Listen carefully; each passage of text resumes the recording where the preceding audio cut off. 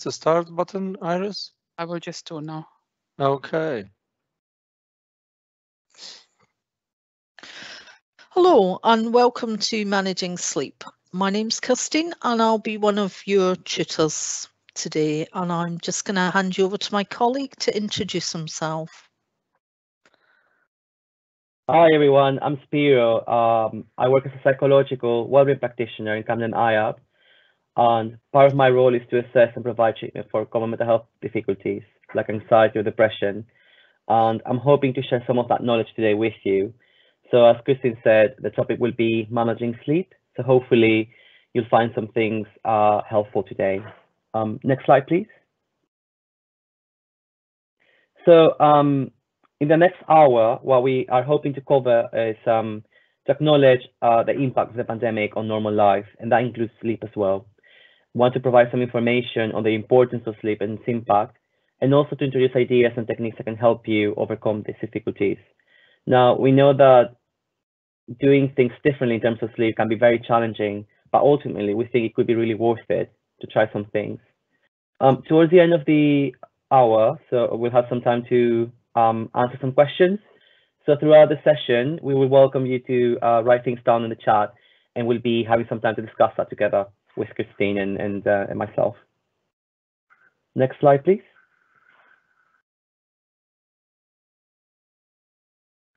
So to start, we wanted to spend some time maybe thinking about some of the more common knowledge things about sleep, some myths that people might encounter from time to time.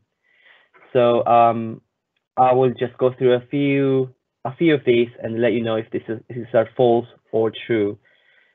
So now we know that people might think that people need a lot less sleep in later life, which we know it can be false.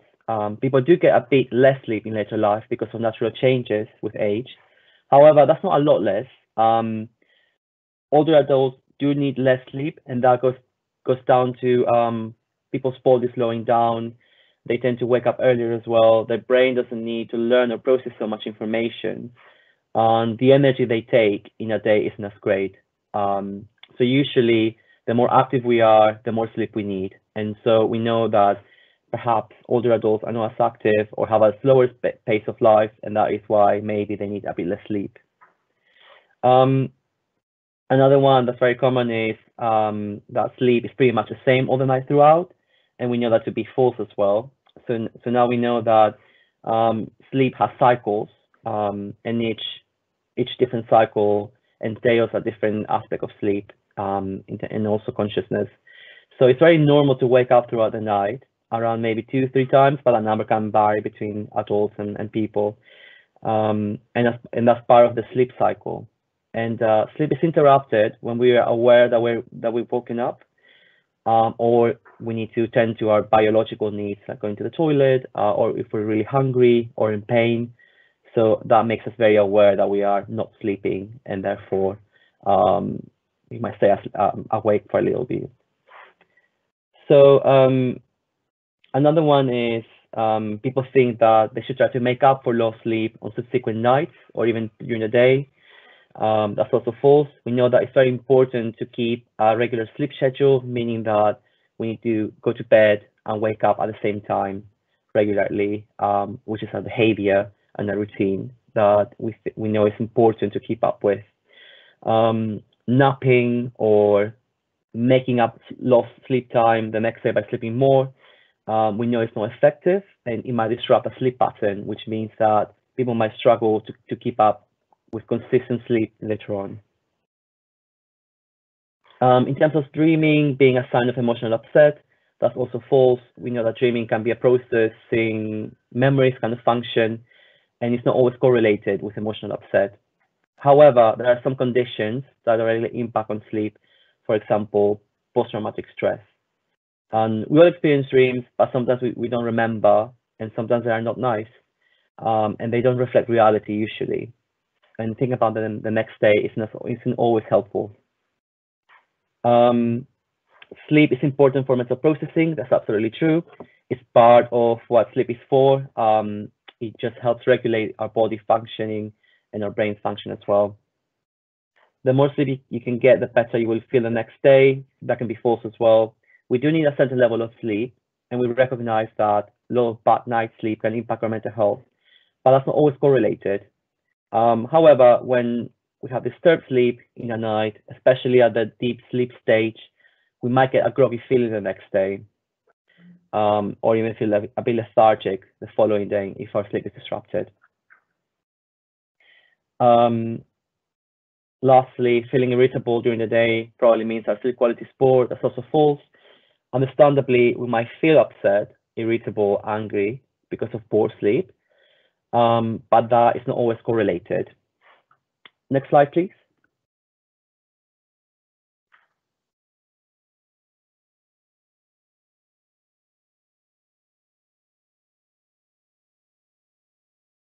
Sorry. So most adults need around 7 to 8 sleep hours at night.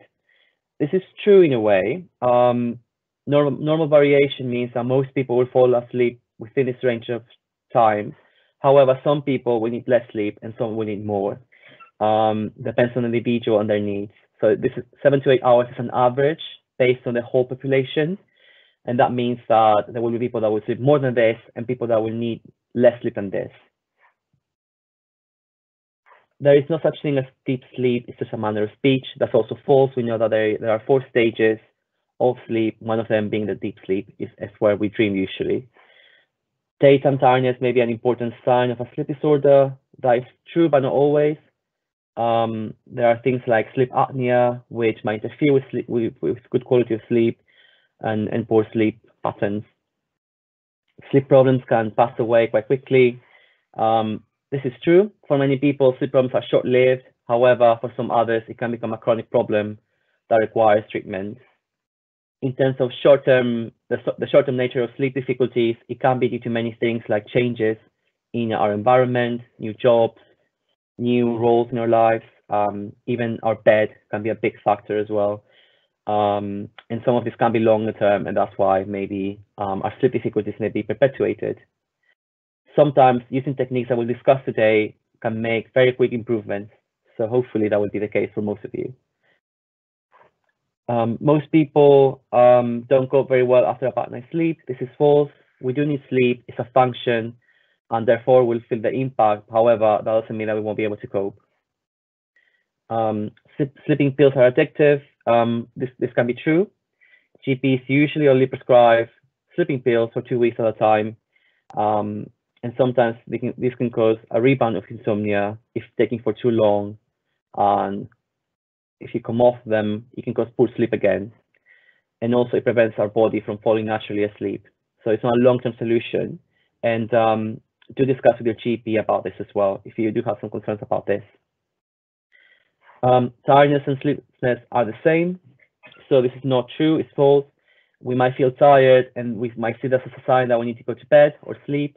But then when we're in bed, we don't fall asleep and we actually feel very frustrated because of that.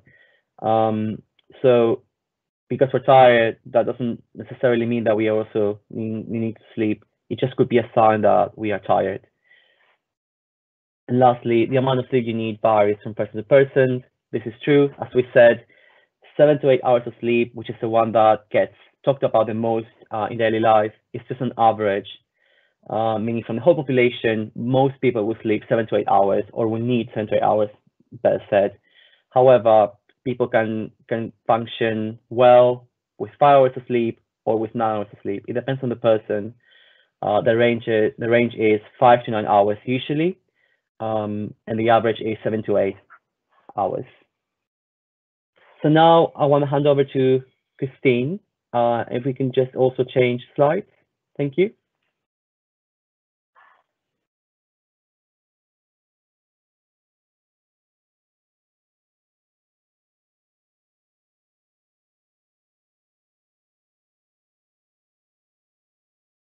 Christine, I think you're on mute. Thank you, Spiro. That is the catchphrase of the pandemic. You're on mute. Thank you. So what is insomnia? Insomnia is difficult getting to sleep or staying asleep long enough to feel refreshed the next morning. So we may think of insomnia as just difficulty in getting to sleep, but it can also be being awake during the night, waking frequently, struggling to get back to sleep when we do wake, waking up early in the morning and not being able to get back to sleep, not feeling refreshed when we wake up, finding it hard to nap no matter how tired we are, and we can feel tired and irritable during the day if we've not had enough sleep. Sleep problems are very common and they affect 1 in 3 of the population normally, but during the pandemic, this has risen to 1 in 2. So 50% of people during the pandemic have reported problems with sleep. So next slide, please. So I'm just going to talk briefly about the sleep cycle. So when we think of sleep, we tend to focus on how much sleep we're getting, how many hours, and that's important, but it's not the only part of the equation. So as we can see here, we go through 4 stages of sleep, and this happens roughly every 90 to 110 minutes. So we start with stage 1, where we're lightly asleep, more easily wakened, but our body and brain are starting to wind down. Then stages 2 and 3, we gradually move into a deeper sleep. So our eye movement and our muscle activity stops and our brain waves are slowing down. And then finally we get into rapid eye movement sleep. And that's when we dream normally, is during rapid eye movement sleep. And then we'll pass from that back into light sleep and round the cycle goes. So each sleep stage plays its part in allowing our mind and body to wake up refreshed. And this can be one of the reasons why, if we wake regularly during the night, particularly if we are awakened, whether that's by noise, by children, by caring responsibilities, we may not feel so refreshed the next day because that sleep cycle's been disrupted and it's restarting without having completed. So next slide, please, Adam. So you can see here, this is a typical night's sleep. And on average, we'd go through 3 to 5 cycles of the 4 stages. And as you can see, in the early part of the night, we have more deep sleep. And in the later parts of the night, we have more rapid eye movement sleep. So as we go through the night, the cycles change slightly. So a lot of our deep sleep, which is the sleep that really rests and restores our body, takes place earlier in the evening. So next slide, please. So why do we need to sleep? Well, sleep is important for both our mind and our body. So physically, sleep restores our energy. Our body carries out lots of repair functions during sleep. Sleep helps us recover from illness and injury. And for children, sleep helps the body to grow. Mentally, it helps our brain process the effects of the day, what has happened during the day, and it helps memory. It helps our brain store and file memories. Good sleep improves our concentration, and if we're not sleeping well, we can be irritable and anxious. So next slide, please. So how much sleep do we need? That is as individual as people, and it varies across our lifetime. So children, for example, require more sleep than adults, and teenagers require an especially large amount of sleep. Adults on average need 7 to 8 hours, but that differs. We've all heard of people who can manage on 4 hours of sleep, but 7 to 8 is the average. But that's the amount of sleep we need as a society. We might need 7 to 8 hours, but due to busy lives, we don't always get it. As Spiro has said, we think older people need less sleep, but that's not necessarily true. It's just that due to certain physiological changes, they get less unbroken sleep. So also, if we are ill or recovering from an injury or an operation, we will require more sleep to give our body that time to restore and repair itself. If we are stressed or very emotionally upset, we might feel that we need more sleep to help us cope with that. So how much sleep we need as opposed to how much sleep we actually get can vary a lot. So next slide, please. So I'm just going to pass you back to Spiro now.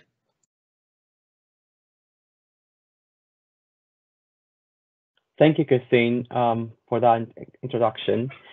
So we will now talk about a few factors that contribute to sleep difficulties. So this is not an extensive list, and it highly depends on individual circumstances.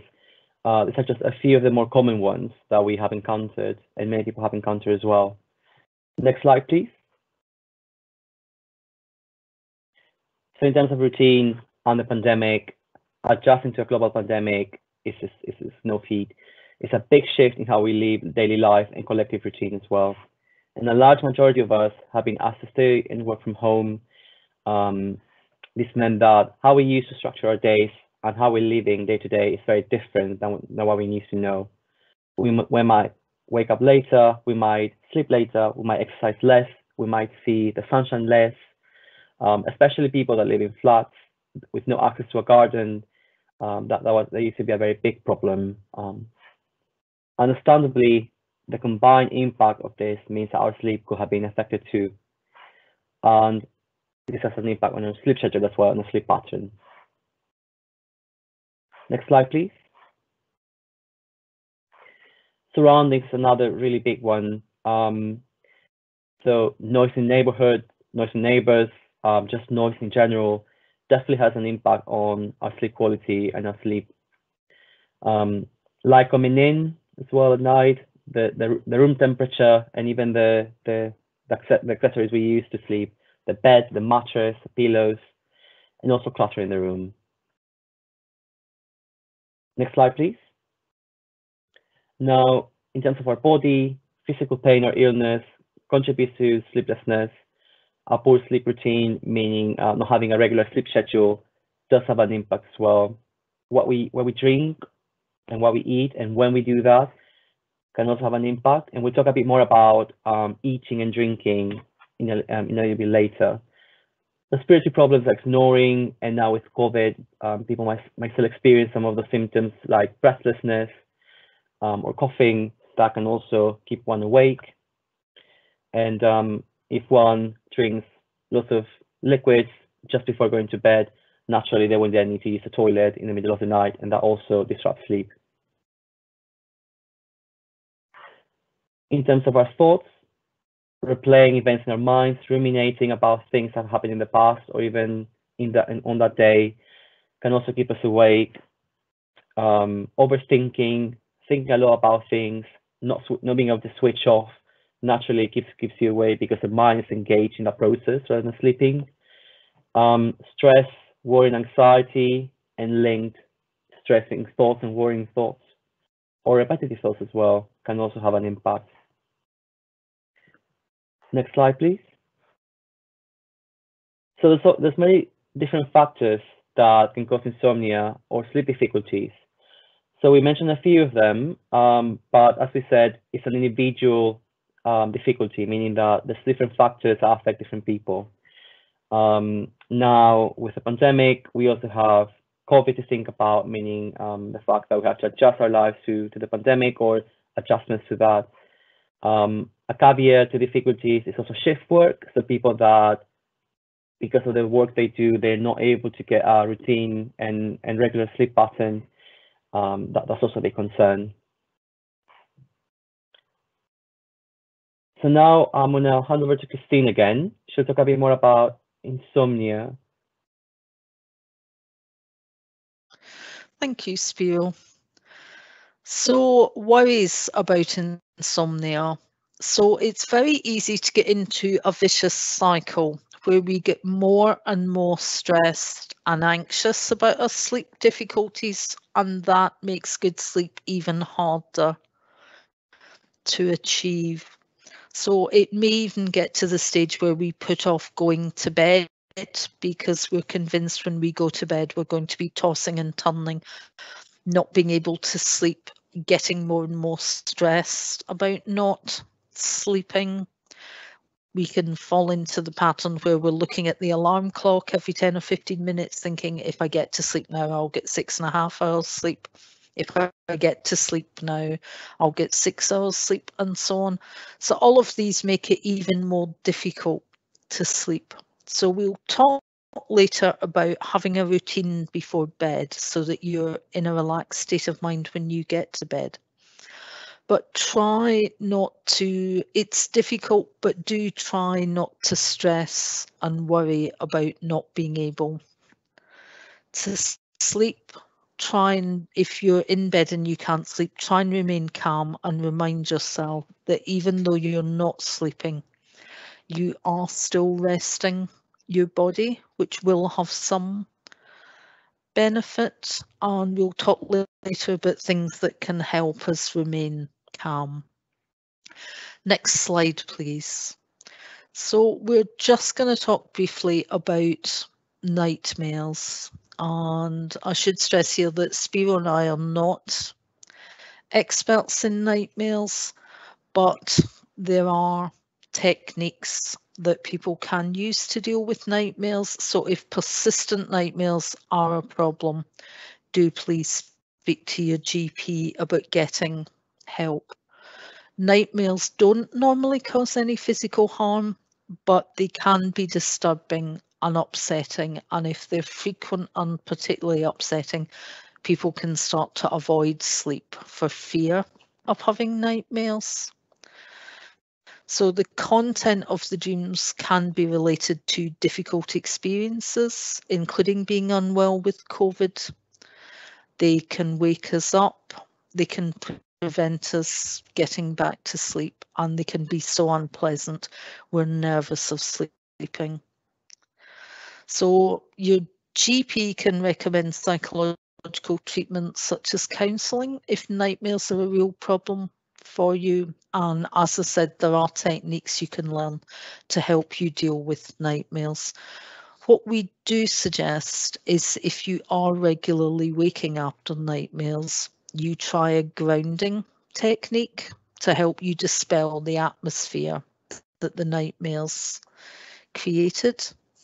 So this can be something that you can hear, smell, taste or touch. So it's just to reorientate you, bring you back to reality and remind you that it was just a dream. So a few suggestions would be having a glass of water, using a nightlight, having a snuggly blanket that you can touch, or a relaxing scent that you can spray. So next slide, please. So I'm just going to talk now about sleep hygiene, and sleep hygiene is just a fancy word for having a sleep routine. And if you are having problems sleeping, the first thing that people would suggest is try sleep hygiene and see if that doesn't work as if that works as a first step, and if it doesn't, then you can progress on to other techniques. So there's lots of different aspects to sleep hygiene, and I'm just going to cover a few. But the first one would be to have a routine of getting up and going to bed at the same time. So that gives your body the chance to expect to sleep at certain times. Make your bedroom as calm and as a relaxing place as you can. Try and keep it free from clutter. And if you are using it as a workspace, then try and pack work items away at night if you can, or even hide it behind a screen so you're not lying in bed being reminded of work. Make sure your bedroom's the right temperature, and if light is a problem, try blackout curtains or an eye mask. Try and keep your bed just for sleep and sex, and don't watch TV or use devices in bed. Blue light devices like tablets and mobiles affect the body's sleep chemicals, so it's a good idea to avoid them before bed if you can. As Spiro said, make sure the bed itself is comfortable, pillows at the right height, and your mattress is comfortable. Try and eat early in the evening. If you eat late in the evening, particularly heavy meals, then the food is still being digested when you go to bed, and this can stop you sleeping, so try and eat a bit earlier. Also, avoid caffeine and nicotine for as long as possible before bed if you can. Alcohol can make it easier to get to sleep, but it leads to poor quality sleep, and it can also lead to having to get up in the night to the toilet. So do try not to use it as a sleep aid. Gentle exercise can help, but again, this should be done early evening and not too close to bedtime. So those are just a few suggestions, but if you'd like more information on sleep hygiene, you'll find it on the NHS website. So next slide, please. So health conditions can really interfere with sleep, especially falling asleep. So if pain and discomfort is an issue, please do speak to your GP and see if there's anything that can be done.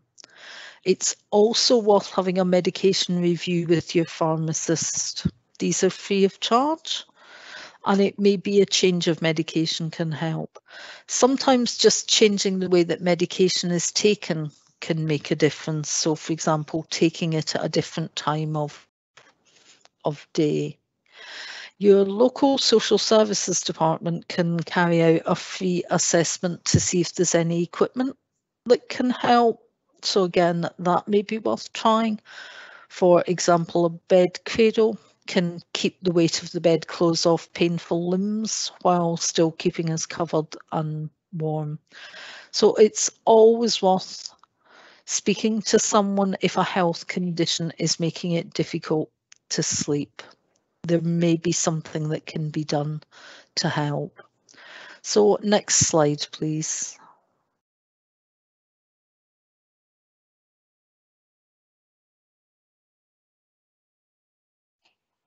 Thank you, Next. Christine. So the next set of slides are about linking the bed with sleep. So as we mentioned, the change of routine is something most of us have encountered during the pandemic. Some of us have been working from home with little chance to change environment, and living in shared accommodations or small spaces means that working in our bedrooms or bed is usual and very commonplace nowadays. Beyond this, we might do most things in our beds or bedrooms, like eating, watching TV, reading, talking on the phone.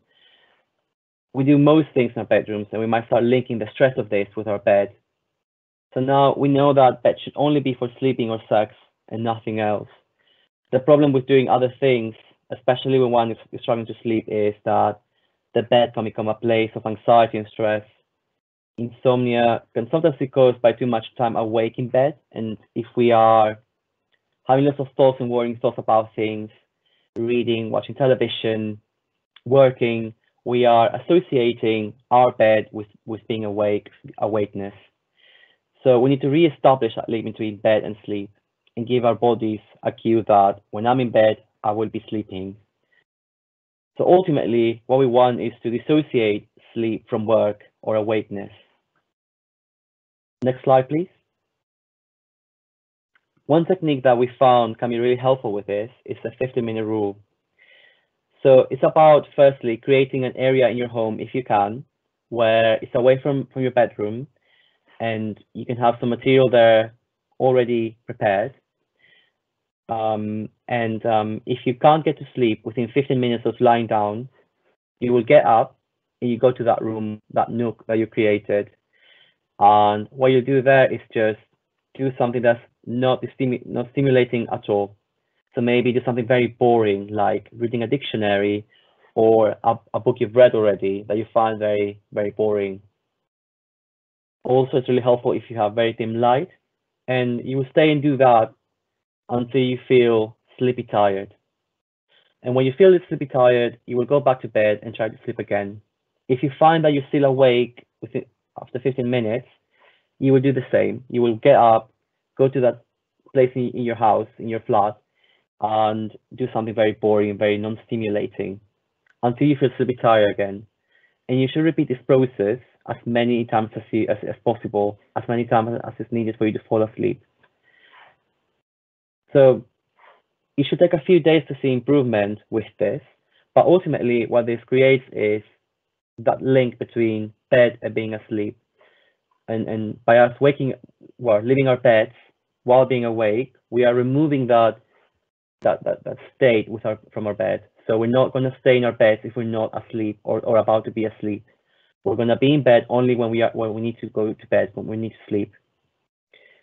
Just a clarification about sleepy tired. Sleepy tired is a state where we're just about to go to sleep. We feel very tired. We might feel that our eyelids are very heavy, that we're just about to go asleep. We might notice our head bumping down. So that's what sleepy tired means, and that's a sign that we need to go to bed and sleep. Next slide, please. Another way to start tracking your sleep is to start recording it. So a way to do that is by keeping a sleep diary. So I'm showing an example here, and there are many similar to this one online. It's a very helpful tool to show you how much or how little sleep you're getting on average in a week, and it will also help you work out your average sleep time, so that then you can know and prepare for when you should be going to bed and when you should be rising from bed. Next slide, please. So now I'm gonna pass on to Christine for the next few slides. Thank you, Spiro. So it's easy to rush around, catching up with chores, crossing things off the to-do list, catching up with emails right up until we go to bed, and then lying in bed wondering why we can't get our brain to switch off and let us go to sleep. So parents amongst you will be very familiar with having a bedtime routine for children. And the whole idea of that is to get the children tired and sleepy and in a relaxed state before we put them to bed. So having a wind down routine is trying something similar with ourselves. So 60 to 90 minutes before we go to bed to start winding down. So switching off devices, because as we've said, the blue light can interfere with our sleep chemicals. Try and avoid really exciting or distressing TV programs before bed. You can always tape them and watch them early evening the next day. So do something that you find relaxing. Reading, listening to music, doing puzzles or colouring, or just giving yourself some time to do a hobby that you really enjoy. So anything that's relaxing and puts you in a happy frame of mind.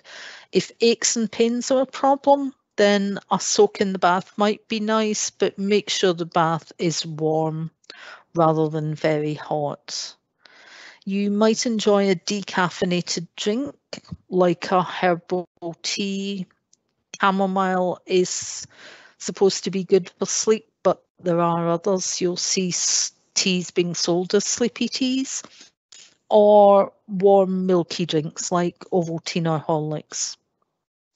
Some people find guided visualizations or relaxations helpful in helping them relax, and other people enjoy aromatherapy. Lavender's well known as aiding sleep, but there are other scents that you can put on your pillow or spray on your wrists. So it's just about setting time aside to gradually relax. And as you can see, get ready for bed, get into your pajamas, brush your teeth, and just relax and unwind. So next slide, please.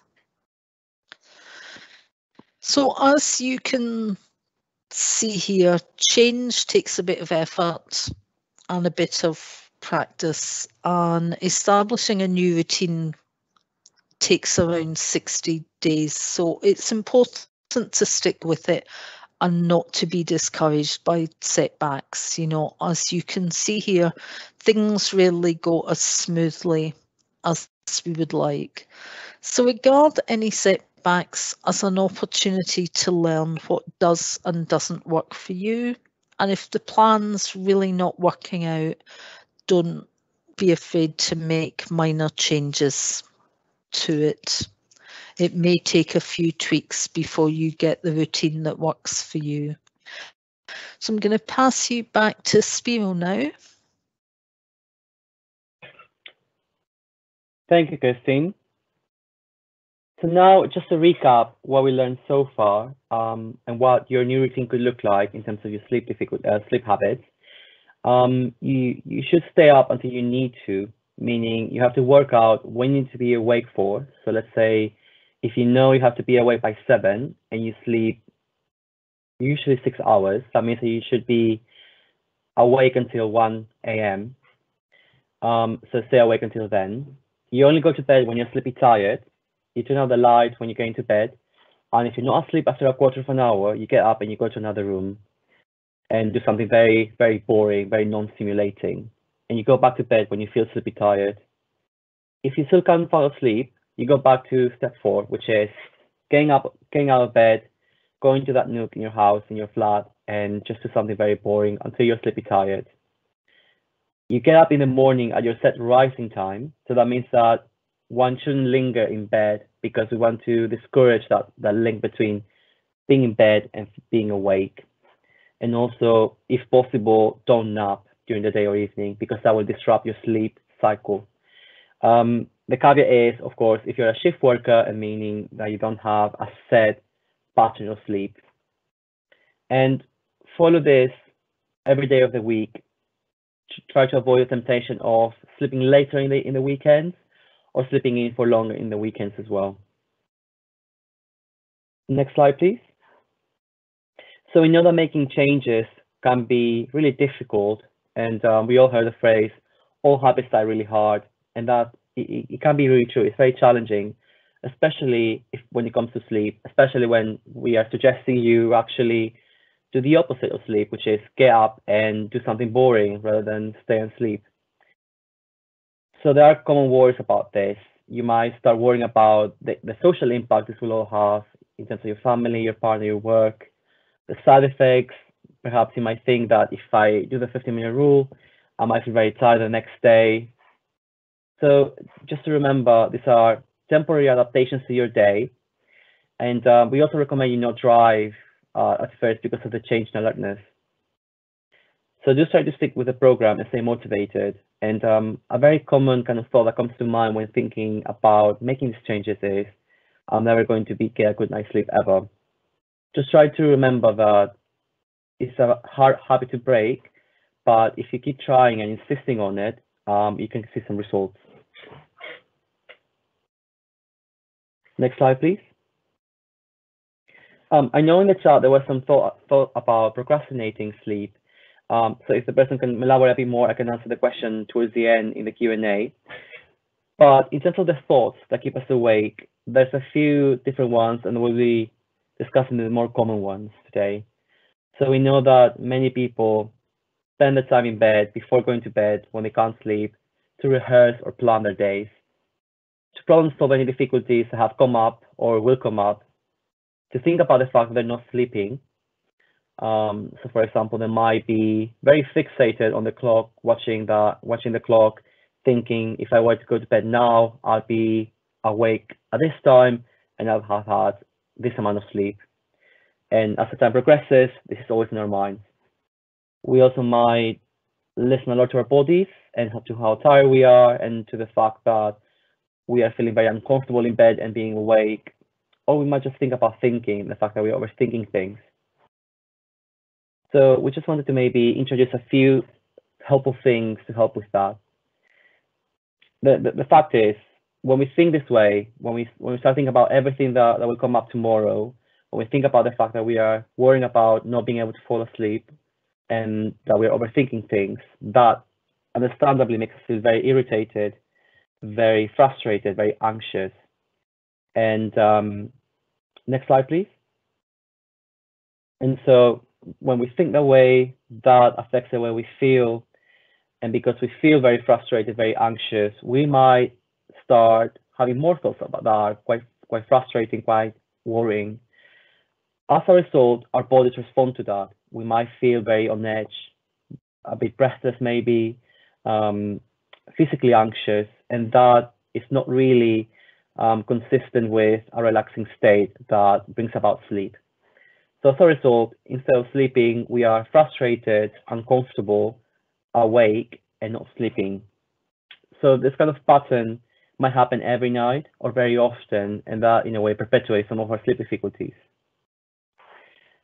Next slide, please.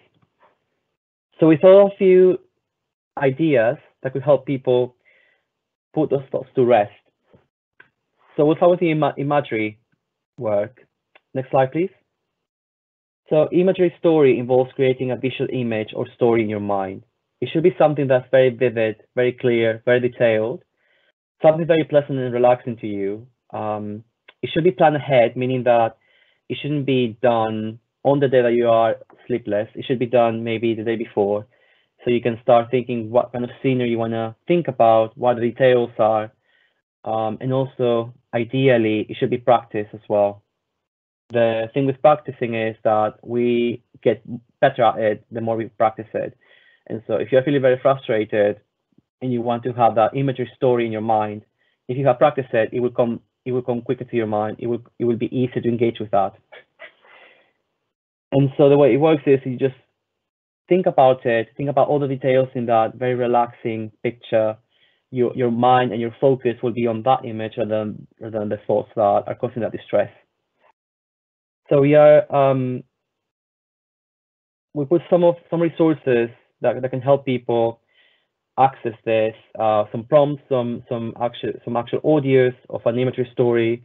The one is from NHS Lothian, and the other one is from Wellbeing Glasgow. So people can access that freely. Next slide, please. Now, another technique that we think would be really helpful is putting the day to rest.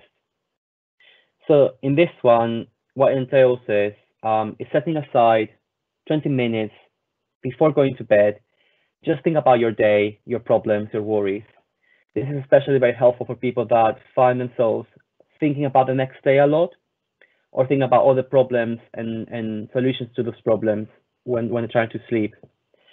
So one caveat is to not do this very close to bedtime. So if you're going to bed at midnight, maybe do this at 8 or 9 p.m. So when you put the day to rest, you will sit down away from your bedroom. You would, for 20 minutes, write down all the problems, all the worries, all the to-do things that you have the next day. And then when you go to bed, and when you start thinking about all those problems, you would tell yourself, actually, I put this to rest at 9 p.m. and I found a solution. So now I'm going to postpone this for the next day, and now I'm going to go to sleep. So if you find that the same kind of problem comes up quite a lot and it's very insistent, or a new one comes up, just maybe keep some pen or pencil and paper next to you and write it down again, and just postpone it. Postpone it for later, for the next day. Okay. Next slide, please. So thought blocking is another helpful technique, and it entails just saying the word "the" every 2 seconds. And usually you would do this for about 5 minutes if you can. So we're not actually saying the word "the" verbally. We're just saying it in your minds mentally, and also you can mouth it if you want, as in if that helps. So you would just repeat the word "the" every 2 seconds, either mentally or by enunciating it for 5 minutes. And the way this works is our attention will shift from our thoughts to the fact that we need to do this "the" motion. Next slide, please. So giving up trying is another one that you could see as reverse psychology, actually. So in this one, you would just lie in bed with the lights off, but you will keep your eyes open, and you will just give up any effort to fall asleep, give up any concern about being awake, and when your eyelids feel like they're going to close, just tell yourself, just stay awake for another couple of minutes. Now, the trick here is to not force yourself to stay awake. Just stay up with your eyes open, give up any efforts to fall asleep, and just tell yourself, stay awake for 2 more minutes. And usually this is really helpful to fall asleep faster. So now Christine will present, I guess, how to bring this all together. Thank you, Spiro. Next slide, please. So yes, putting the program together. So during the day, try and avoid having too much caffeine. It's very tempting if we feel tired to keep yourself going through the day by having lots of strong coffees, but that just makes it harder to sleep that night and keeps the cycle going. So work out through trial and error what's the best time of day to stop caffeinated drinks. Try and cut down on smoking, or if you can't cut down, try and have the last cigarette sometime before you go to bed. Limit your alcohol intake and don't use alcohol as a sleep aid. And avoid napping during the day and evening, as that can make it harder to sleep at night. But as Spiro said, if you're a shift worker, then don't avoid napping. And also, if you're the parent of a young baby, then by all means nap. Grab that sleep when you can and sleep when your baby's sleeping. So before you go to bed, take some light exercise early in the evening. So NHS advice is before 8 p.m. Put the day to rest. Some people find writing in a journal can help with this. It helps get things out of their head. You may want to do a to-do list for the next day, or it may help to write anxieties down and put the paper in a drawer and tell yourself firmly, I'll deal with that the next day. So next slide, please. So wait until your set time for going to bed. This is to avoid getting into a routine where going to bed early just means that you wake up very early. Wait till you feel sleepy to go to bed. And as we've explained, sleepy and tired are not always the same thing. We can be very tired but not be at all sleepy. So try to go to bed when you're feeling sleepy. In bed, put out the light, and if you don't go to sleep straight away, you can practice relaxation, use guided imagery, go to your own imagery as Spiro has described. You can try the reverse psychology of giving up trying to sleep and just remind yourself that you're feeling relaxed and comfortable. So focus on feeling relaxed and comfortable rather than trying to sleep. Remind yourself that sleep will come naturally, and if you need to repeat steps 3 and 4, please do. Don't read or watch TV in bed.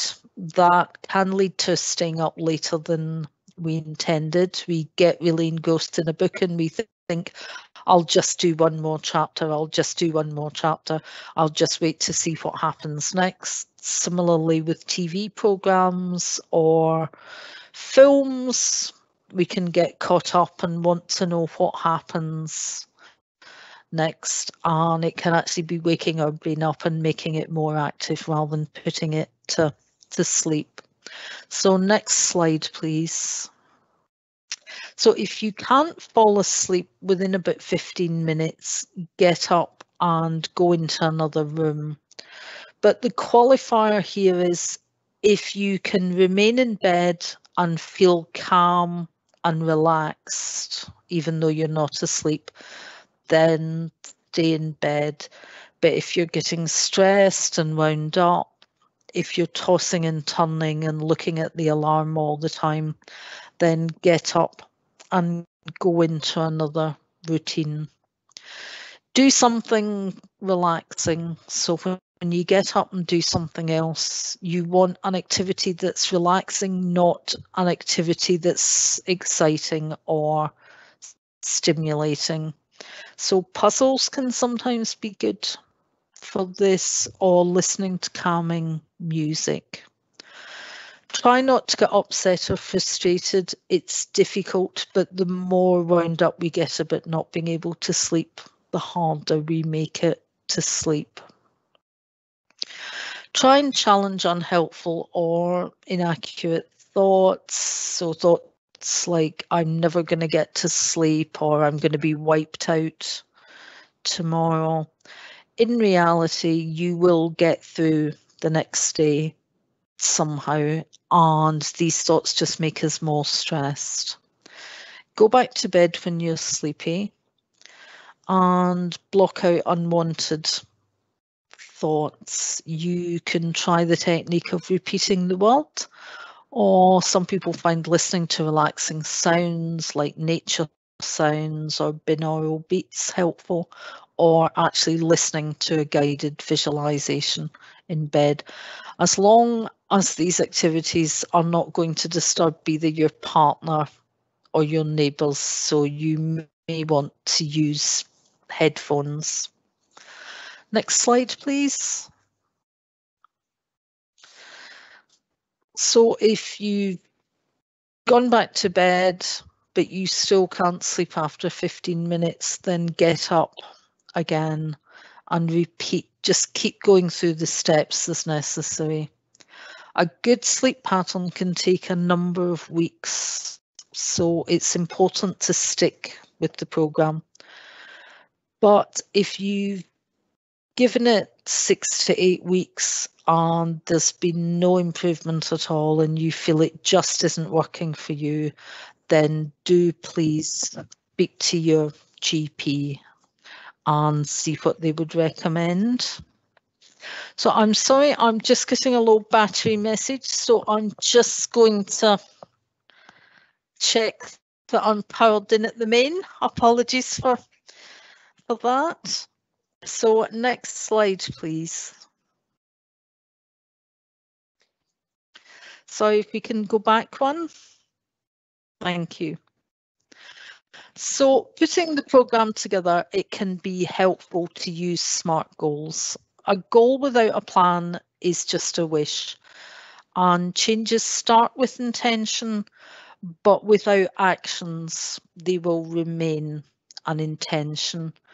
So that plan that's going to help us take those small actions that will turn an intention into reality. So a realistic plan is about taking small steps, and the more detailed a plan is, the more likely it is to happen. So we talk about specifics. So what specific action are you going to take? So let's say, for example, you say, I'm going to go to bed earlier. How much earlier are you going to go to bed? Are you going to go to bed half an hour earlier? Are you going to go to bed an hour earlier? What time of night would that be? If you normally go to bed at midnight and you're going to go to bed an hour earlier, then that's your step. I'm going to go to bed at 11 p.m.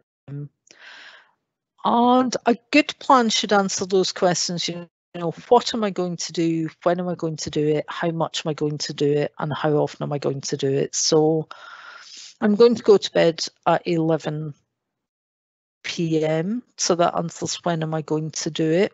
How much of it I'm going to do? Well, 60 minutes. I'm going to see if 60 minutes works for me. How often I'm going to do it?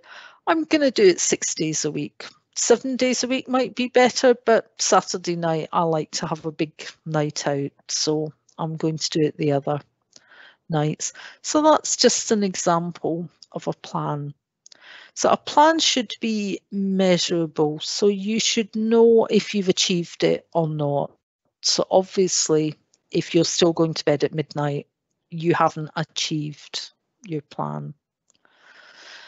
A plan should be accurate, and that ties in with realistic. You know, there's no point making a plan that is not realistic. It won't succeed and you'll feel worse about having tried something that doesn't work out. So it's important to be realistic and to be accurate. And your plan should be time specific. There should be a period that you're going to have carried this out by. So there's no point saying, I'm going to go to bed at 11 p.m. When are you going to start doing this? How long are you going to do that before you go back to measurable and assess whether or not it's made a difference in helping you sleep? So,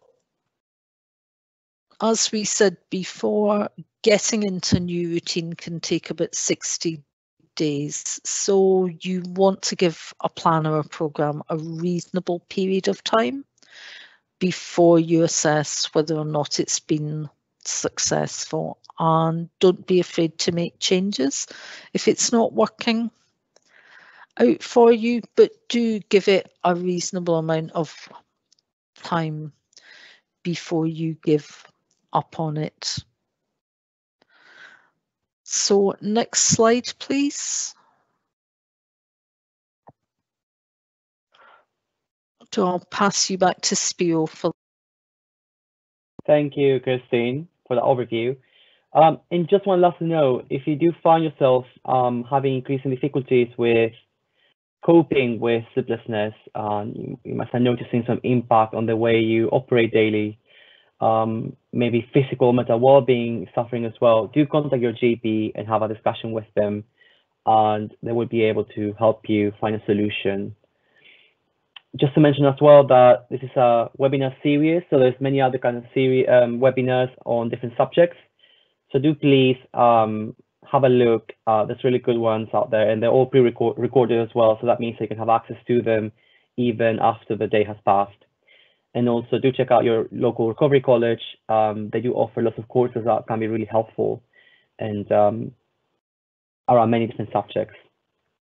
And now that it's past, I think it's time for the Q&A. So if you do have any questions regarding the material that you heard about today, do write it down and we'll try to answer it to our best of our knowledge. I do have a few questions that have been flagged that I will answer now. And Christine, do join me if you have any suggestions as well. The first one is about advice on calming the automatic nervous system before bedtime. I think Christine mentioned the 5 senses exercise, which is a really good one. That one is just about noticing 5 things you can see in the room, 4 things you can hear, 3 things you can feel in your body. For example, you might feel the tug of your clothes on your neck. 2 things you can just smell, and 1 thing you can taste. And that really helps you shift your focus from maybe the worrying thoughts or your physical discomfort to the room, to what's happening on the present moment, and that is can be quite relaxing. Other than that, You can do some breathing exercises if you don't have any respiratory problems.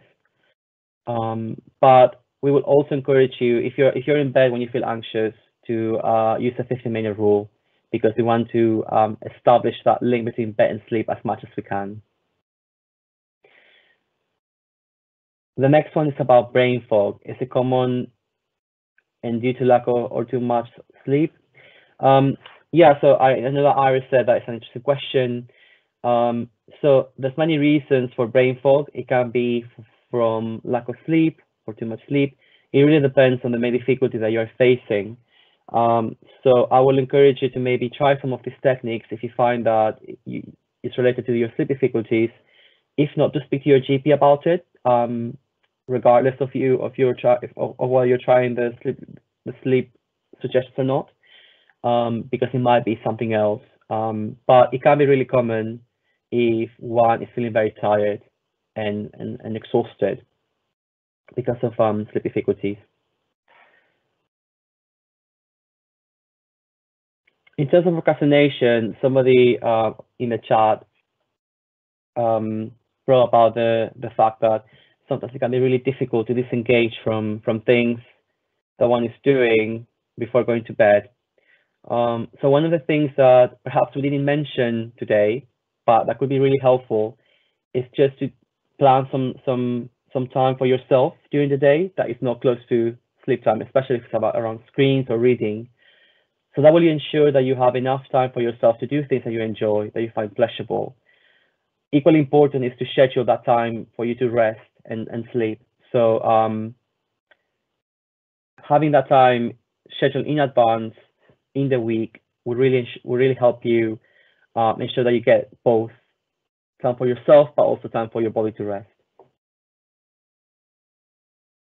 Another question mentions that this person falls asleep very quickly, but wakes up at 4 or 5 a.m. while awake, but physically tired. They put the radio low, nothing else seems to work, but they go in and out of sleep very lightly and can't drag themselves to get up in the morning. So I think this really depends on how much sleep you actually need. So perhaps something to try would be to do the sleep diary. So the sleep diary is just you recording when you go to bed, what time you get up, and also how much sleep you got. It's all estimates, and also how much good quality sleep you got. And if you average this out in 10 days, you might get a good average on how much you're sleeping, how much of that was quality sleep, how much time you spent awake in bed as well. And that will really help you plan your rising time, but also your sleep time. So it might be that you don't need that much sleep time. So and that's why you might wake up early. And so the sleep diary will really help you with that. But there might be other things as well that might come into play. So do try all these techniques. And as Kristen said, if you find that they have no results after trying them for a few months or a month, do go to your GP and discuss the difficulties. And also to try the 15-minute rule as well. It could be really helpful to help you train your body to not worry in bed. There was also a question about the last webinar that didn't take place because of difficulties with Microsoft Teams, and that was across Europe, so it wasn't something that we did, fortunately. So just to let you guys know, the last week's webinar will take place on the 18th of May, and it's around employment.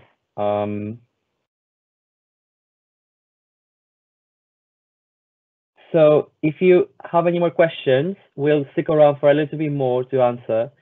If you had any questions that I answered, but you didn't find them to be accurate, or that you didn't find the solution that you were looking for, do let us know as well. I'll try to answer to my best knowledge and to my best capacity. Thank you, Spiro, I did want to say to the person who talked about procrastination that sometimes that can be about really trying to get the most out of the day and to wring the most amount of pleasure out of the day. But actually, we will get more out of the next day if we're rested and refreshed and we've had enough sleep than we will if we're overtired through staying up too late the night before. So you could try reminding yourself of that and saying, yes, you know, I'm really enjoying this, but if I get sufficient sleep, I'll have more energy and I'll be in a better frame of mind tomorrow to get the most out of that day as well.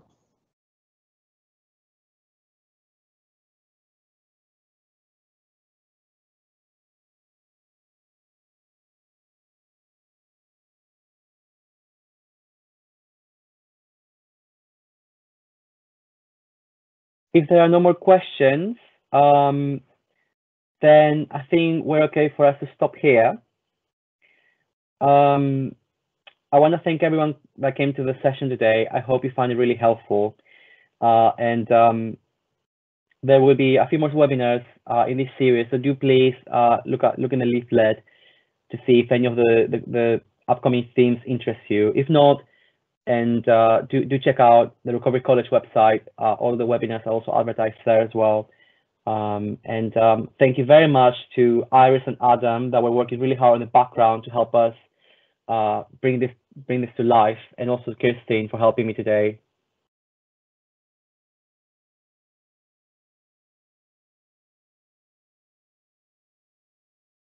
And that's it. Bye everyone.